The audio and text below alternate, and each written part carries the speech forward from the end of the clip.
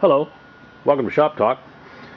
If you've been wanting to build one of those vintage McCulloch racing chainsaws or need some go-kart parts, here's a 101B cylinder.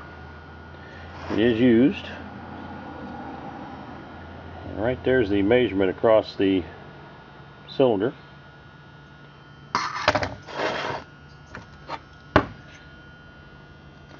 Appears to be in very usable condition.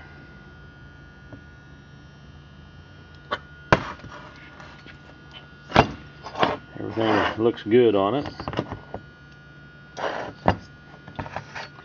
These were very popular in the 70s for the chainsaws, for the high-performance chainsaws. This appears to be stock. It hasn't been modified here.